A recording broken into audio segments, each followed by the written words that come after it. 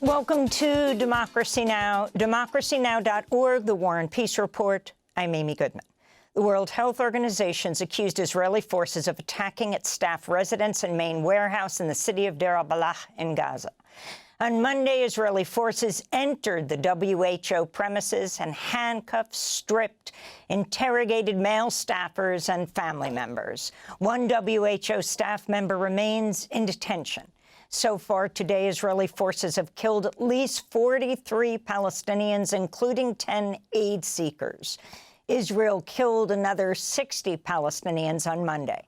This comes as the health ministry in Gaza says at least 15 more people, including 4 children, have died due to famine and malnutrition over the past 24 hours. Michael Fakhri, the UN Special Rapporteur on the Right to Food, told Al Jazeera, quote, "What we're seeing now in Gaza is the most horrific stage of Israel's starvation campaign." This is Maltaz Harar, the head of the emergency department at Al-Shifa Hospital.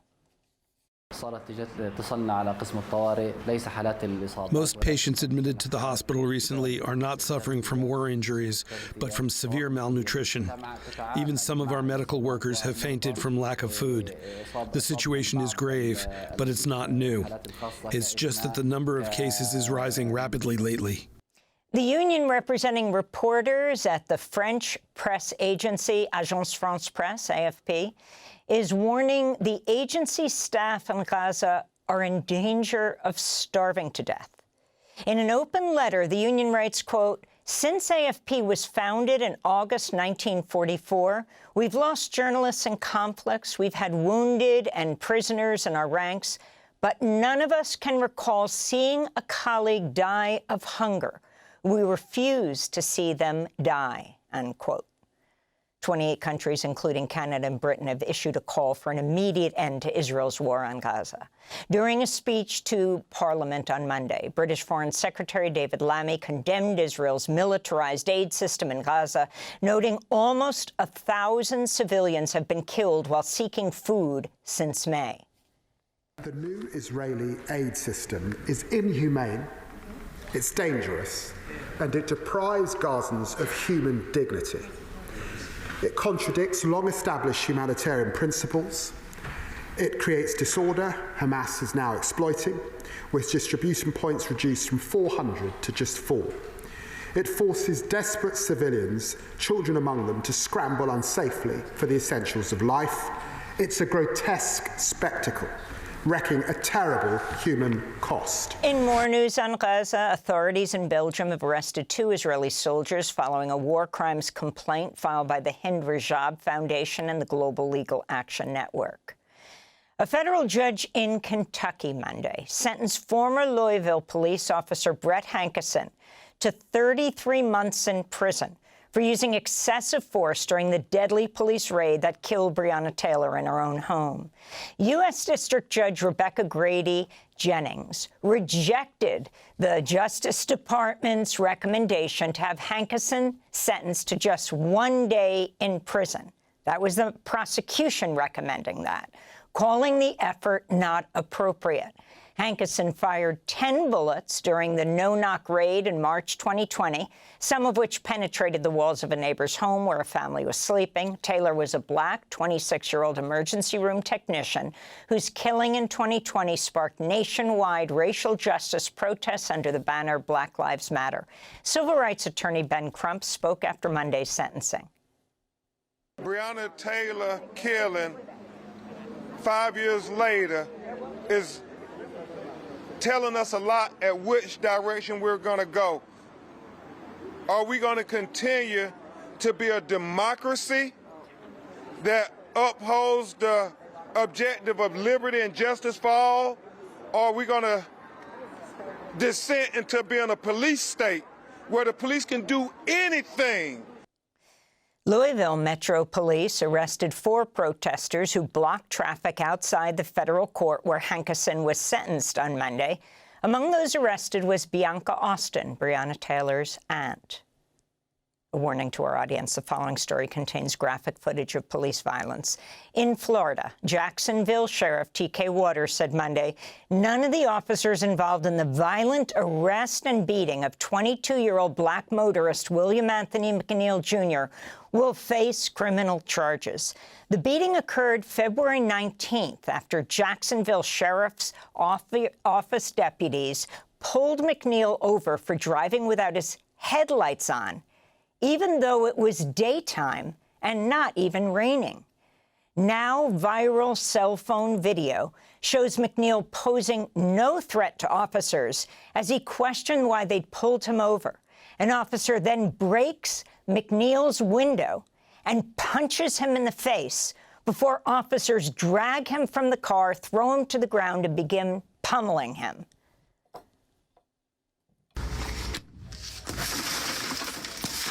Exit the vehicle now! Exit the vehicle! Show me your hands. Here. 33 at 15 an hour. I'm here.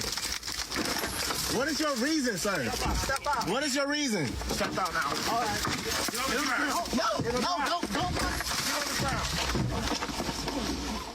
McNeil says he suffered a chipped tooth that pierced his cheek, requiring stitches, a concussion, and short-term memory loss. Jacksonville's branch of the NAACP called the video disturbing, adding, quote, "This troubling behavior from law enforcement highlights the very reasons why many African Americans, especially African American men, feel fear during traffic stops." The Pentagon says it's withdrawing 700 U.S. Marines from Los Angeles after their unprecedented deployment in June, as the Trump administration sought to crack down on protests that erupted after a wave of ICE raids in Southern California.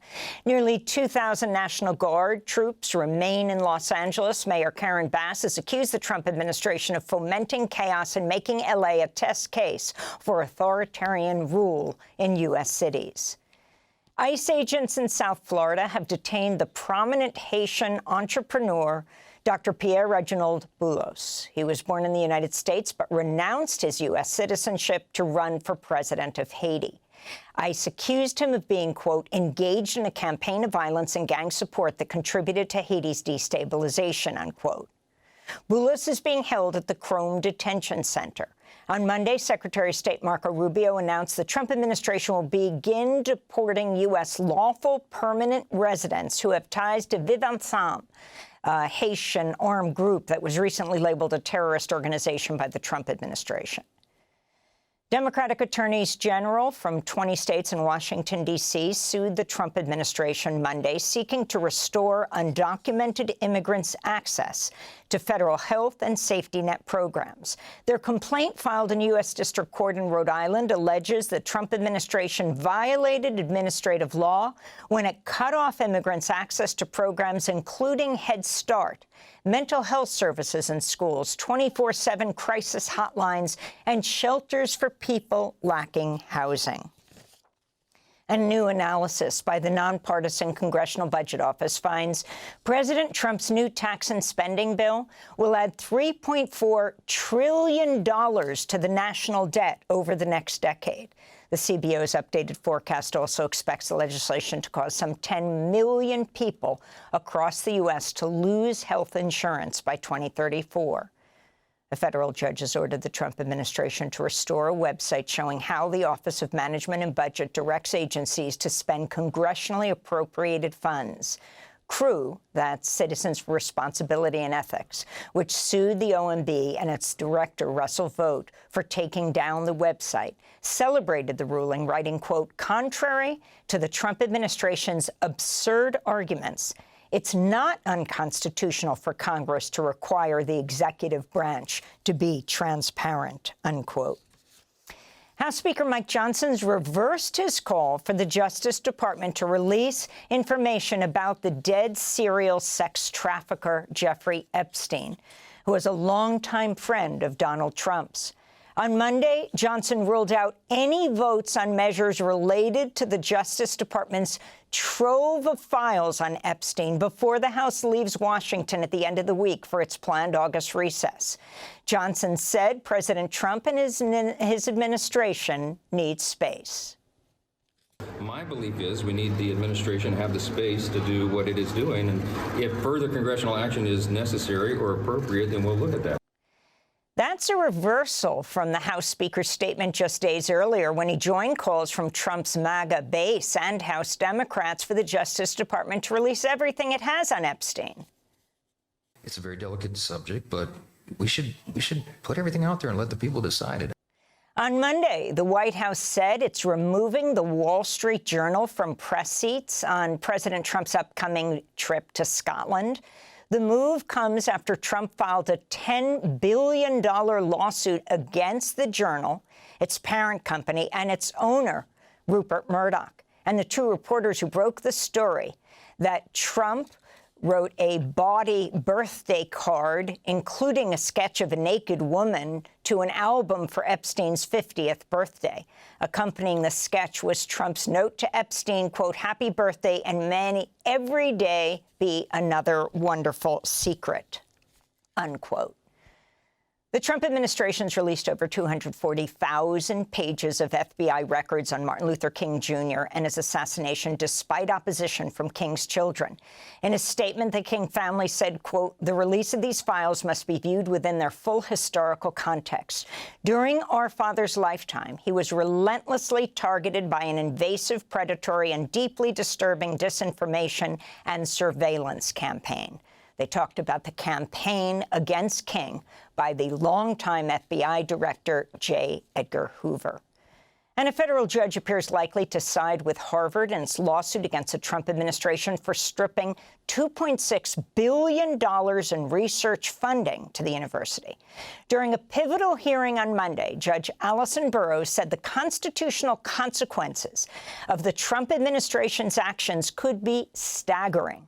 The Trump administration has claimed Harvard has not done enough to combat anti-Semitism, but Judge Burroughs called the government claims mind-boggling. She noted she is Jewish and questioned the relationship between cutting funding for cancer research and ending anti-Semitism. Trump reacted to the hearing by attacking the judge, saying she's a, quote, "total disaster." And those are some of the headlines. This is Democracy Now!, democracynow.org, The War and Peace Report. Thanks for watching Democracy Now! On YouTube. Subscribe to the channel and turn on notifications to make sure you never miss a video. And for more of our audience-supported journalism, go to democracynow.org, where you can download our news app, sign up for our newsletter, subscribe to the daily podcast, and so much more.